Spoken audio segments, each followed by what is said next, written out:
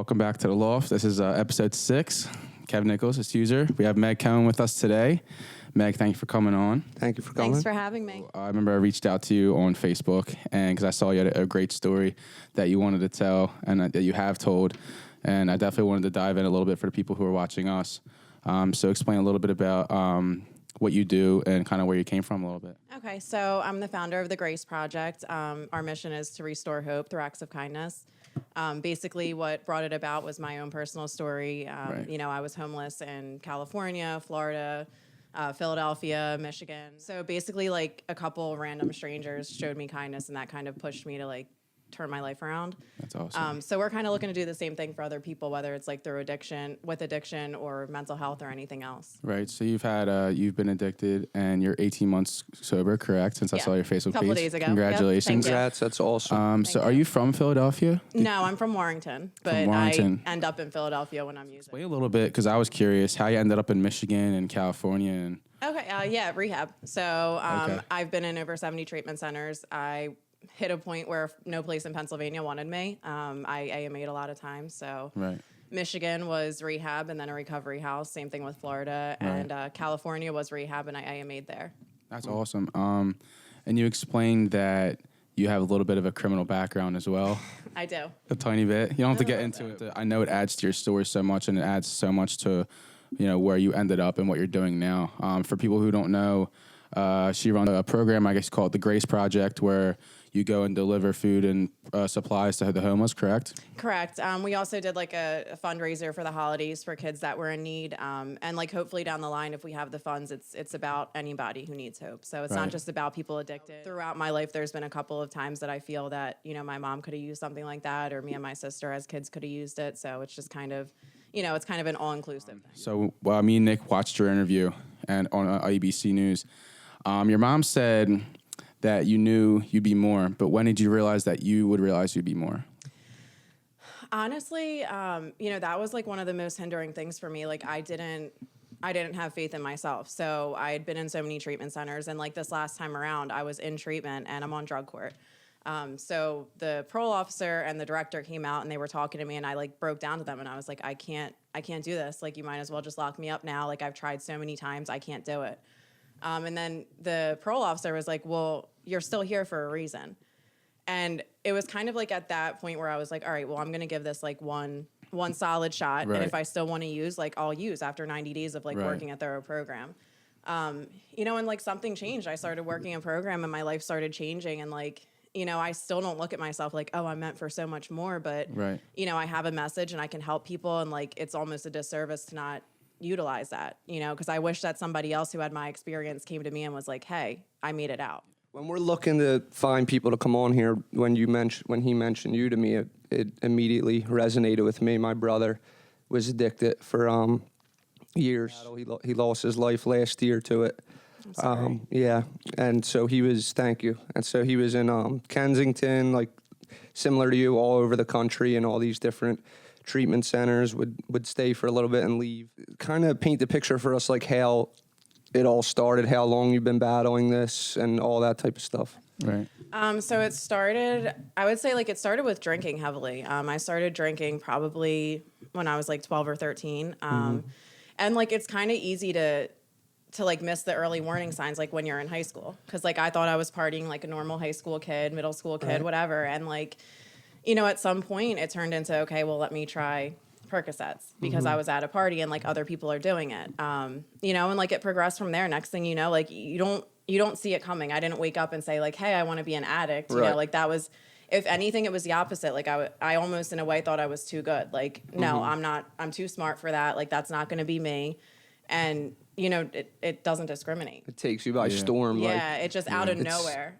Small little things, right? Just builds up, and then before you know it, it's like you're in the wrath of it. And can't get out. And you don't know. I mean, the withdrawal hits you, and it's like you're almost like, for me, I was like, I had no idea what was going on. And then once I knew I was dependent on it, it was almost like more of an excuse to keep doing it, and then it turns into like, people say it's hard to get off. Well, then that becomes an excuse. It's not hard. It's uncomfortable. That's a good way to put it. Yeah. And so what ultimately led you to making it out of that addiction, or at least progressing out of that addiction? So I would say like my turning point would be when I was out in Philadelphia. And like I said, like there was a couple strangers because my family tried. Like they tried really hard. But you almost like expect it from your family. Like they love you. So it kind of, you know, when they're telling me I'm worth more, it's not really standing out to me. I'm just kind of, okay, they're my family. It's my mom, it's my sister. Yeah.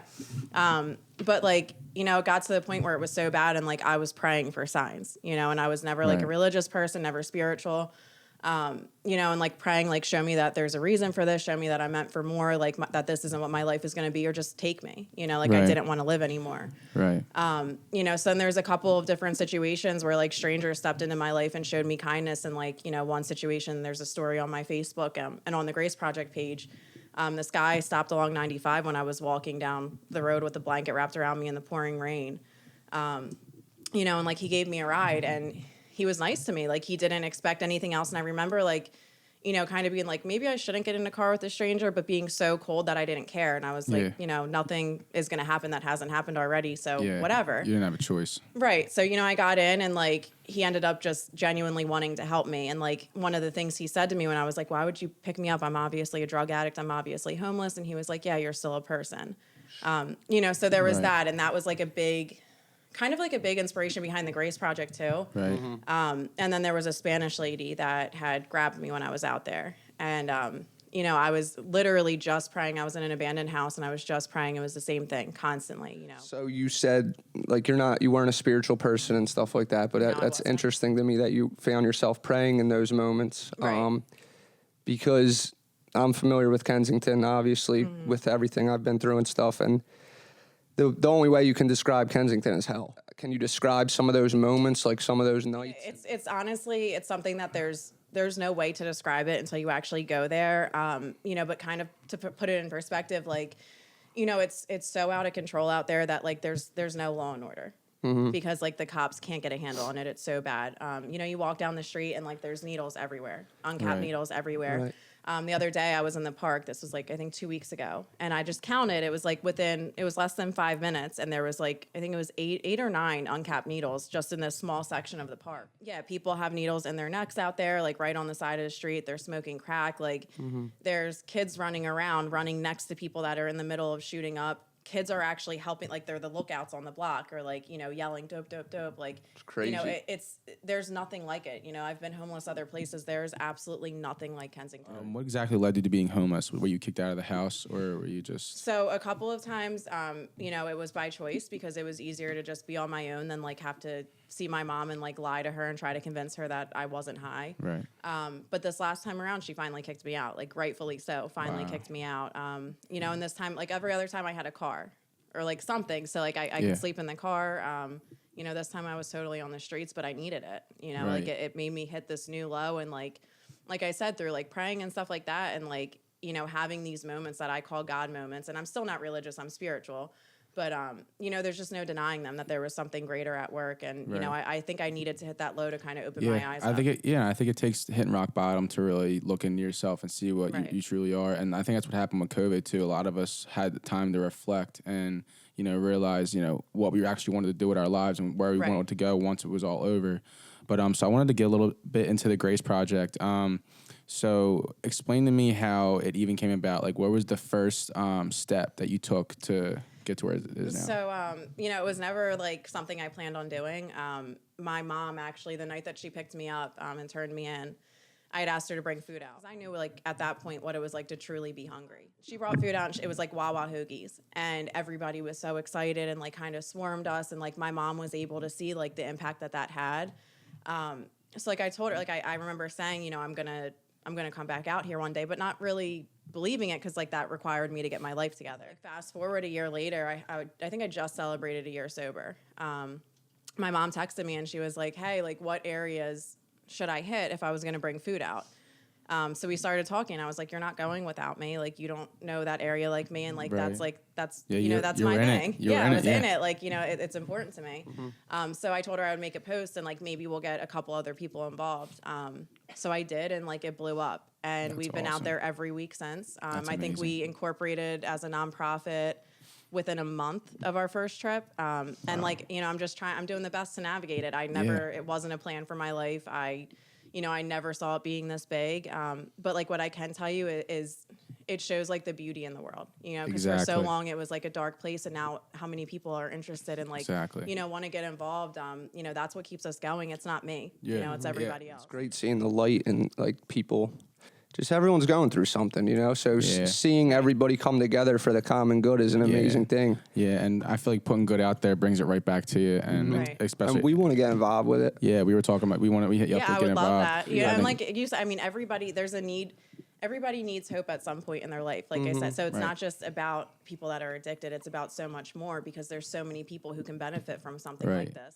Talk about a little bit about the support behind it, too. I know you have a nice group of people behind you who also help. So you talk a little bit about them as well. Yeah, so I have a really good board. My sister is here with me. She's on the board. She's our treasurer. My mom's the secretary. And then I have 5 other board members. So like... Basically, in a nonprofit, everything's kind of run like as like a group decision. So I don't have like, sole say over, hey, this is where this donation goes and, whatever.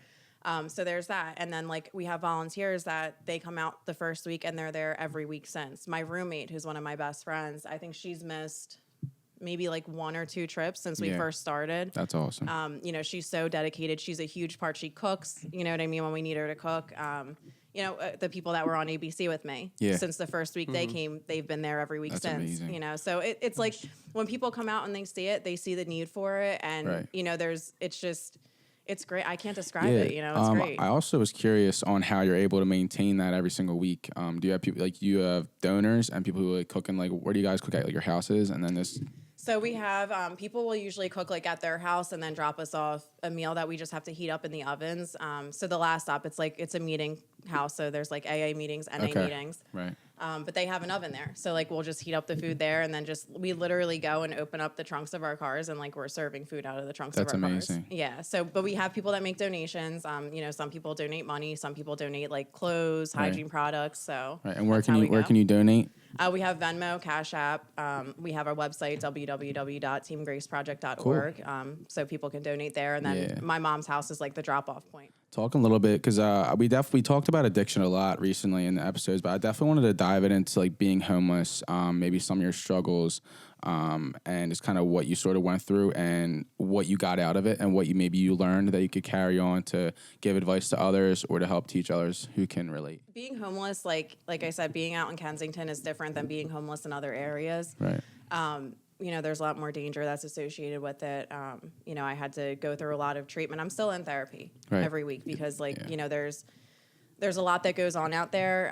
And when like you add being an addict on top of it, or even just being like a homeless person in general, you don't necessarily get taken seriously. So like you're not calling anybody for help. You're not calling the cops, and there's nobody that really has your back out there. It's the weather. Like that's another thing. You don't realize like some days it's so hot, and then by the time night hits, it's freezing. Right. And that's what happened the night that I was walking with the blanket. It was raining and I was cold, and and it's like we call it Kenzo foot. Okay. So that's I literally couldn't walk. When my mom had picked me up, like I had so many blisters on my feet from the rain and like wearing the same shoes that I couldn't walk. And it's like one of the most painful things that I've ever experienced. I have a very high pain tolerance, and it had me in tears. That's unreal. Yeah, I had to get like cleared at the hospital to even be taken into jail. That's how bad it was. People do go out and they'll hand some stuff out. And like my thing is when people ask what to donate, like remember we don't have running water out there. So like a lot of things that people take for granted, like let me give you shampoo to give out. Well, what are they going to do with that? They need dry shampoo. Stuff like that. So and that's the thing. It's so hard to understand what it's like until you've actually lived it. There's really no words for it. But it keeps me like I stay in gratitude today. Absolutely. That's a great word. It's the biggest my thing. word. Next biggest my thing. my other brother was a cop out there. That was his district. So I got both sides of it. Right. It was an insane contrast going on in my family. Because I know how hard it is just for myself, like just to break a bad habit. You know what I mean? We all have these habits that we don't like about ourselves or something. We try breaking it and we fall back to it. We try, it's like an up and down battle every day. So what do you do on a daily basis now to kind of maintain that to keep your mind frame right, to keep you on the right track? So, I'm big on like a holistic approach to anything, like whether that's, trying to stop doing drugs or trying to stop smoking or any bad habit in general. It's changing what goes on in your head, so for me, like what that looks like is I do therapy, like I said, every single week. I have a big support network of women that like I reach out to on a regular basis. Like if I'm going through something and I talk about it with them, Right. I pray. I pray to my higher power, whatever that is. And in a way, like, because when I first started, I was like, well, I don't believe that there's something greater than me out there, but like I was told to just do it anyway. So in a way that kind of like it recenters the way that I think. So when I'm like saying these prayers, it's kind of changing what's Right. going on in my head. You said someone told you to, who told you to do that? So I do AA. Okay. So, I have other women in AA and then I have my sponsor. I'm not going to sit here and push any 12-step fellowship, but that's where I found my solution. And I'm big on like a 12-step approach to anything because again, like, when we have bad habits, whatever it is, it centers in our brain. That's how you develop a habit. It's something that's going on in your brain. So something needs to change that, whether it's therapy or doing a 12-step fellowship or something else. And for me, like, I watch what I eat. I go to the gym. I do therapy. I do AA. It all comes together. Everything. Physical, And mental. You mentioned you've been in and out of rehabs a lot. Which rehab center or which sponsor or which experience was the one that clicked for you? So that, honestly, I can't say, like, what sponsor was, but I mean, my sponsor now, I love her to death. She's actually on the board. That's awesome. We're very close, but my sponsors in the past, they were great too. I wasn't willing to do the work. Like I said, it's not that it's hard, it's uncomfortable. Right. So, I kind of fell back on that excuse of, oh, it's so hard. And like, this fear of, I don't know any other way to live. And I wouldn't even give it a chance. Right. So actually what's funny is, the first rehab center I ever went into is the same as the last one that I was in. Interesting. So if you look at it that way, that shows it's not necessarily like it's what you make it. If you're going to open your ears Right. up and you're going to listen, you're going to find something wherever you go. Right. Granted, there is places that provide more than others, but you can get sober anywhere if Right. your ears are open. It comes down to you, right? I wanted to ask, which is definitely a different question, but when you were homeless, were there relationships that you built that helped you throughout that experience?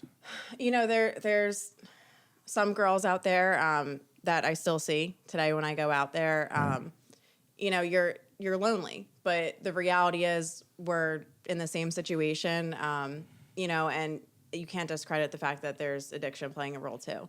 Right. So whereas I had these like friends, They were out just there, to help you live. Yeah. So, it's hard, but you care about them because like they're suffering too. So I go out there and I see them and like, we make like special bags for the one street that I was at because like I said, there's a couple girls that are still out there that I know. Okay. And it's hard because you just want to get them off the streets and you care about them, Right. but you also have to understand, like for me, I knew I couldn't have anyone push me. So like what I do is Right. I go out and I talk about like when I have conversations with them, like how good my life is today and like, hey, you can do it too. I'm not Right. going to push it on you, but like when you're ready, because if you push it on them, you're wasting resources at Right. that point. And you're still in contact with them whenever you see them and you try to Absolutely. help them push them? Yep. I walk in there's one house that I go into, one abandoned house. I don't like taking volunteers in there, but I go in, and I walk in, hey, Megan, like they all know who I am. When Right. the first time I went, they didn't recognize me.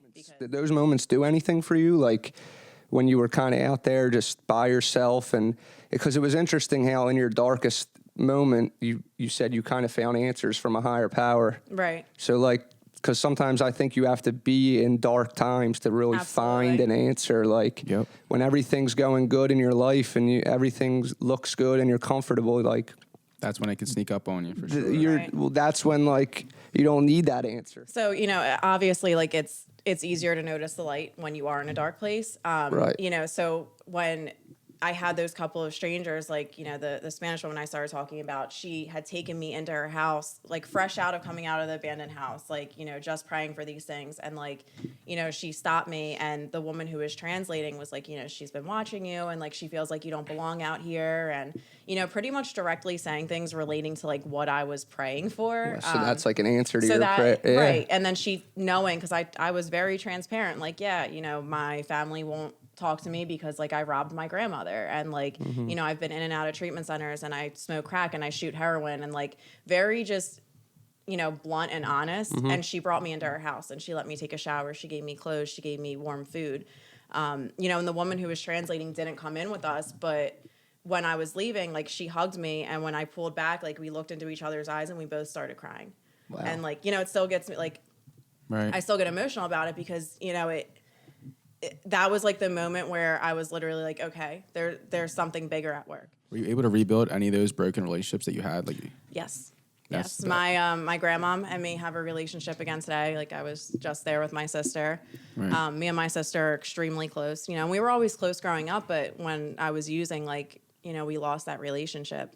My mom, she's out there with us every single week. She's Right. very involved in the Grace Project. And my uncles actually, they really didn't want to talk to me. you, They were yeah. upset. Right. And I just talked to one of my uncles. Yeah, very briefly. I messaged them yesterday, and one of them responded to me. So, Right. It's a process, and I have to be like understanding of where they're at. And like, I did a lot of damage, but it's my life is really like, it's better than it's ever been. Right. When did you come to that point where you were able to rebuild your relationship with your sister? Because I know personally, someone in my family is struggling with addiction, and what's happening with them is they're pushing everybody away. And then I know my family is coming to a point where they're realizing that they have to stop giving. Right. And my mom, I'm not trying to put everything out there, but my mom, like, she's so close to being broken. And Right. I know I can imagine your sister went through the same thing, and I'm about to ask her in a little bit. But kind of talk through what happened when you approached your sister and try to rebuild that relationship. So, the biggest thing is, like, my family, it's not that they necessarily gave up on me. They stopped enabling. Families have to get to the point where they're not enabling anymore, and they kind of put their foot down, like, hey, I love you, but I'm not giving you money, and I'm not giving you pity, and you know what I mean? Like, Right. just making it clear, like, I love you, but, like, I'm not going to enable this behavior. So that's where they got to. Like, my sister was the one that was telling my mom, kick her out. Right. And she was right. Like, that was the best thing that my mom ever did. But they never, they didn't tell me, don't talk to me again or anything like that. I was scared to call my sister because she was very direct with me, as she should have been. She was Right. fed up. She was tired of me stealing from my mom and, like, hurting the family. Right. And I remember calling her when I was in jail, and, like, she answered the phone. She never completely Shied cut me away. off. Right. Right. And like, it took a little while to start to build that trust because, like, I had been in so many treatment centers. So when I first got out, like, it was starting to rebuild that relationship and showing her, like, things are different this time. And I remember one time she handed me the keys to her car to, like, go sit in her car and make a phone call. And my mom was like, she wouldn't have done that a year ago. Right. So, like, just little stuff like that. And it happens gradually. And, like, now I guarantee, like, she would be comfortable leaving $300 out right in front of me, knowing I Right. wouldn't take it. But it takes time, you Right. know? And It takes time to heal all that stuff. Yeah. Right. I did a lot of damage. I did a lot of damage. Yeah, it's so hard on families because, like, you love them, but, like, you don't want to, like you said, you don't want to enable them. Right. You got to kind of give them tough love, and you want to see them do better, and there's better in them, Right. but they don't see that for themselves yet, and it's like you're always there to, like, I can probably relate to your sister a lot. You're always there to answer the phone, but Right. you also don't want to, like, give too much or do Right. too. It's just so hard. Nothing really prepares you for it, honestly. Yeah. Like, So you were saying that you're about to go speak at schools. I know you have interviews tomorrow. Tell me what that's like, being able to kind of come out from the dark and be able to, shine your light on these people.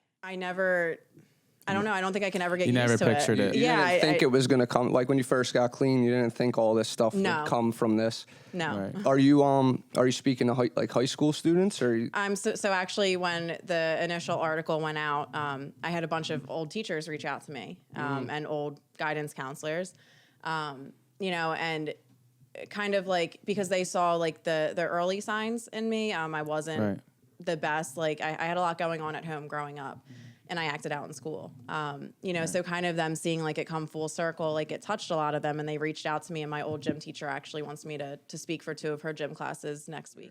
Well, a lot of the education, it doesn't, like parents aren't educated on the early signs. So that's something that I've been pushing for. And, the programs, at least when I went through school, would say like, hey, this drug does this to your brain. but not like, hey, this is going to have you homeless and like, robbing your grandmother and robbing your mom and losing your family. Like, exactly, not the ugly truth. So what I want to see, and I know that there needs to be like age appropriate things, like what's filtered out. But we need to stop sheltering kids. They need to be educated. And that's the biggest thing too. I feel like, and it's not, the thing is like, you're not a doctor going into an auditorium speaking about every little thing about a drug. Like, you've been through it and you've seen it. Like, if you have advice for the families, in terms of speaking to somebody who is currently addicted, currently homeless. And I know, like, people in my family, people struggle with how they want to act and go forward because they don't want to give too much. They don't want to give too little. Give me advice from your perspective on what you would say to the parents to help their son or daughter. So I would say, like, initially there's always that first attempt of like, hey, like, let's get you into treatment. Let's get you help. If that doesn't work and the person's not ready, then it's time for tough love. You don't want to make it easy on them to continue to use, but you don't want them to feel like they're so alone either, that there's no place, nobody to reach out to when they want help. So like the biggest thing is getting that message across, like, hey, I love you. If you need to talk, I'm here. When you want help, I'll help you. Right. But other than that, and like by help you, I mean like get you into treatment, or give you connections or something like that. I say when people reach out to me, I tell them, let me know when you're actually ready. Right. And then I'll help you, because you don't want to waste the resources and it gets redundant. I'm not trying to get too personal, but what did taking drugs, what did that turn you into? Because like I see who you are now, and you seem like a completely different person than I can imagine of how you were 18 months ago. Yeah. You seem at peace. And like, I'm very at peace. So internally, like, do you do like meditation? Do you do any of that type of stuff? I do, but I'm not huge into meditation. It's something that, I do from time to time, but my biggest thing is like prayer and like, just overall like well-being, I feel like the Grace, and I can tell that it has a good effect on you. I feel like the Grace Project is another sort of fulfillment and prayer in itself. Absolutely, because it's like every single week you're reminding yourself of where you were and where you are now. So where do you go from here? What, with the Grace Project? Yeah, what's your plans? Like, what's your future goals? I don't know. Like, I kind of just, I take everything like as it's put in front of me and I do the best that I can with it. Right. I want the Grace Project to get bigger. I want to be able to help more people.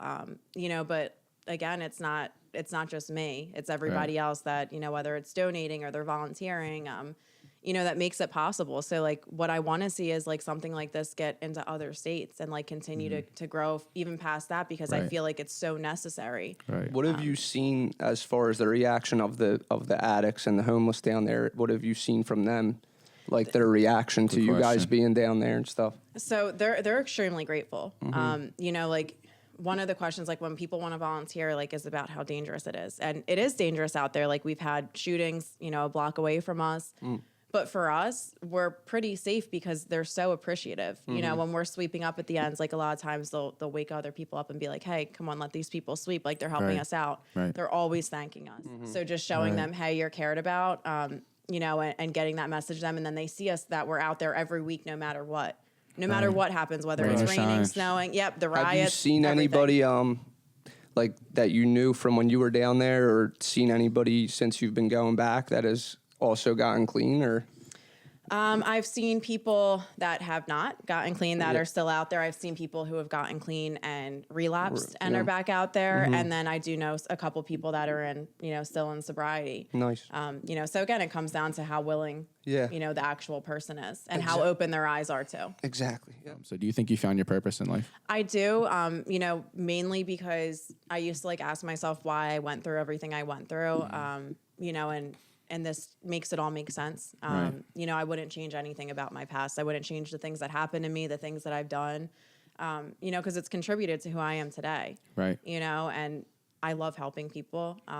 So I don't know, like I'm very fulfilled. It doesn't mean that like, I can't do more and that there's not more of a purpose out there, but I definitely think that, the fact that I wasn't seeking this out and I never planned on doing the Grace Project, or having it be like this thing, I feel like, I think it makes it that much more beautiful though, because it's something you stumbled into and it completely comes together. It's like full circle. Right. I think the first thing, like you took responsibility for you and your life, and you got a hold of that, and then you moved out into the community. The more and more you take responsibility and you serve others, the better you're just going to feel. And a big thing too, like because I've had a lot of people even in early sobriety like reach out and they want to help.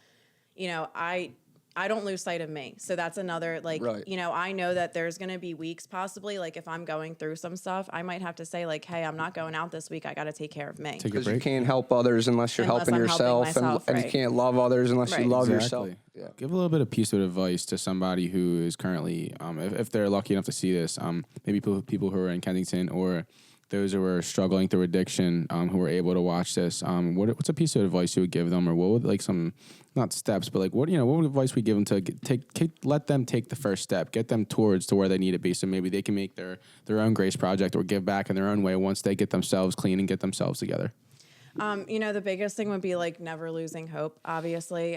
When you get to that feeling of hopelessness, unless somebody kind of steps in and like restores it for you, Right. it's almost like the point of no return. And that's where Right. I feel like I was at. And thank God there was some sort of intervention. You know, and like the sky's the limit.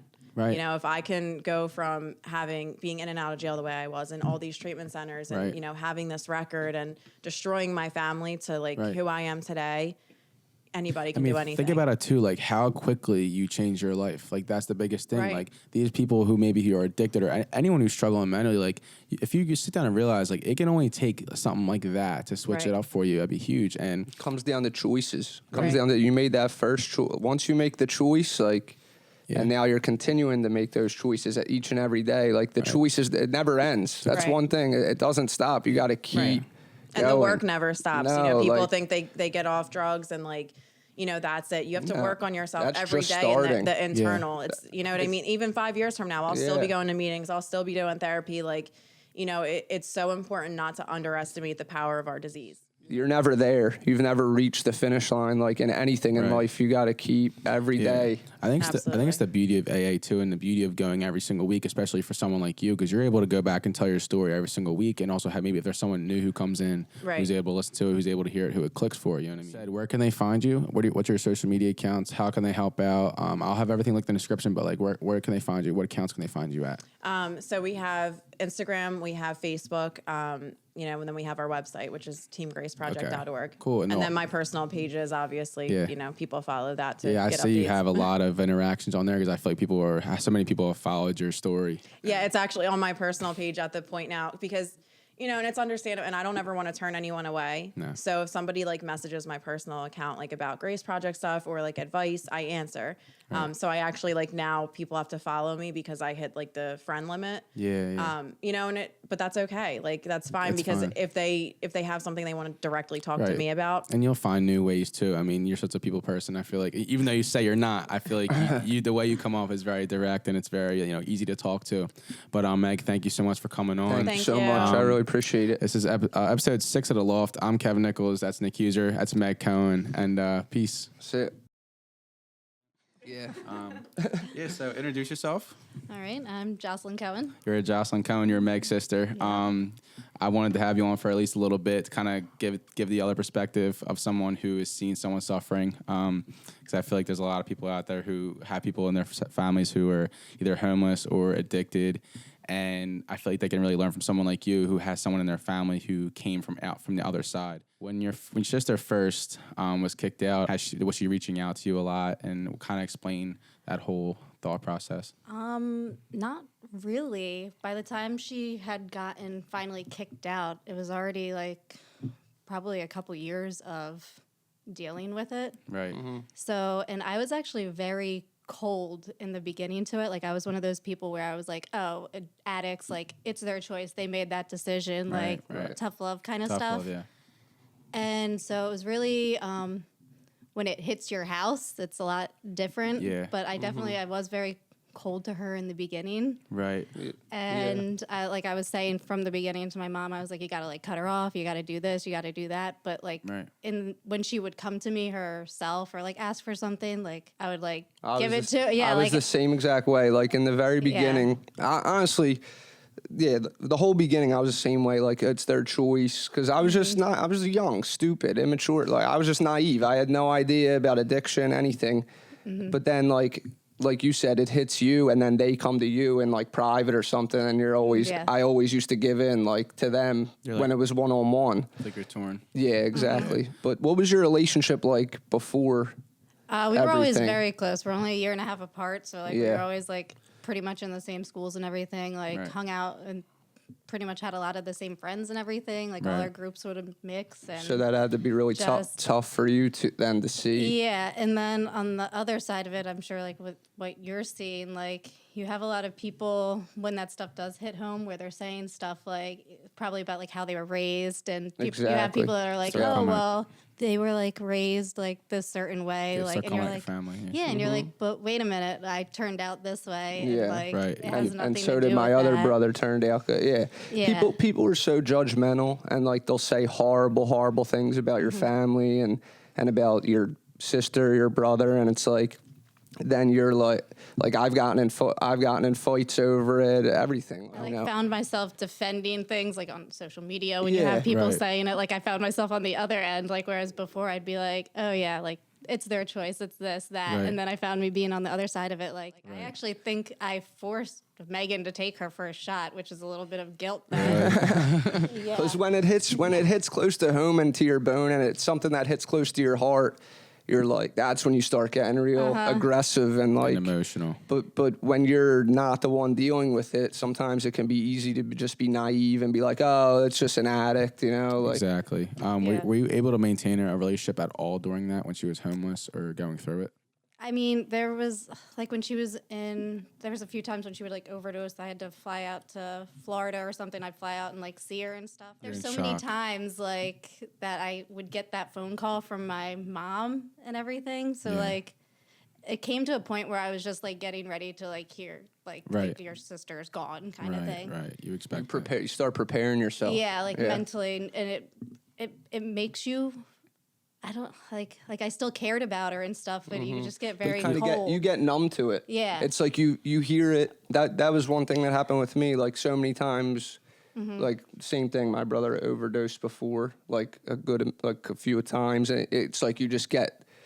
You deal with it so often. Yeah. It's just like something that you get cold to after a while. You know. And then also, like, I'm sure you guys have dealt with it, like seeing your mom or people in your family. Like, my mom would cry every single time and get upset, and she's calling me. Yeah. And then that would make me get mad at her because I see, like, my mom getting, like, Same exact thing. my mom's health and everything, like, really, like, Right. took a dive because she was so focused on, like, my sister and doing everything she could for her Right. and stuff. So I see, like, my family breaking apart, like, falling apart, and you just, like, You get mad you at get a them. resentment Right. Yes. towards them, too. This is which you refreshing. feel I know. Hearing you this feel from you. Yeah. guilty about it, but it's also like Right. Yeah. I think it's And I think that, natural. and the biggest thing that Meg put on, it's got to be the person, the addicted, who puts themselves out of it. And I think that's what makes Meg so special, is that she was able to, go through whatever she went through and come out of it in a bigger way than just being, recovered. The only thing I can do is sit there and admire that, because you're in the minority. Once you're addicted to something that strong, not many people can come back from it.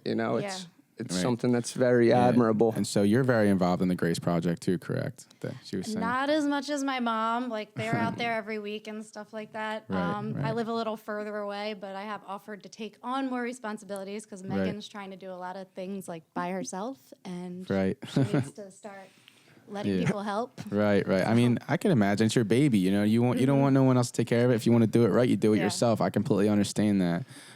So talk a little bit about what your job is in the Grace Project whenever you do help out. I handle all the money and stuff like that. Okay. So that's pretty much just my job. And Yeah. then, like if she needs help cooking or anything like that, like I've offered to help. Yeah. Usually she doesn't take me up on it. Yeah. Or like I've offered to help pick up donations. Again, she doesn't usually take amazing. the help. But Have you been down? You've been down there, I'm sure. so or- the 1 week she couldn't go, she was actually very upset about this. As the week that I ended up going, I've only gone down there once, and Right. it's different. It's Definitely. I mean, I saw yeah, I mean, people yeah. inject like shooting things in their eyes, and like it was like right there where we were Yeah. handing out food, or like pulling down their pants and just. Yeah. Yeah. It's like And I was like, and the needle caps are everywhere because I'm diabetic, and I Yeah. have to inject myself with like- insulin. It's like the purge. But, Yeah, yeah. absolutely. It's a whole other world out there. it's amazing how close it is to us, because we're all like up here safe, and then You that's go- just going on right You go down. to I-95. Yeah. And it's right there. When your sister like kind of sort of became clean, what was your first reaction? And do you feel like it was just a culmination of everything coming together to where like the support from the family? Do you feel like you had a little bit of a part in that as well? She had gotten clean-ish, or I thought she was Right, clean right. other times. Like Yep. I know it's a repeated cycle. I'm sure. yeah, you okay. know, Well, things I thought happen, she but- was clean, I should say. I've never been good with that kind of stuff, even though like in high school I was around it all the time, Right. like with the groups that I like hung out with. I never Right. got into it myself, but Yeah. I've never ever been good at like Seeing telling it- that kind of yeah, stuff. Like telling if seeing- somebody's on yeah. something. Yeah. Right. And I've always been like, I guess like sort of naive or something to it. I don't know. But with her, I definitely saw a difference this time, I guess you Right. would say. Like, I mean, she would be a lot more snappy and moody. Yeah. Yeah. There's when definitely she was there's using. yeah. Yeah. There's And- definitely times where you think someone's clean and Yeah, and they're not. There's like Yeah. multiple times, but then she'd be like going to the bar with me and drinking, and I'd have like mixed feelings about it because Yeah. like I wanted to have that normal relationship with my Right. sister where we're like hanging out and Right. like we used to. Yeah, I want to end it off on this But- question. Like, are you proud of your sister? Like, what would you say to your sister? Oh my God, yeah. I mean, like, You got to look up. I Absolute- mean, you're older, right? But do Yeah. you look up to her in a lot of ways?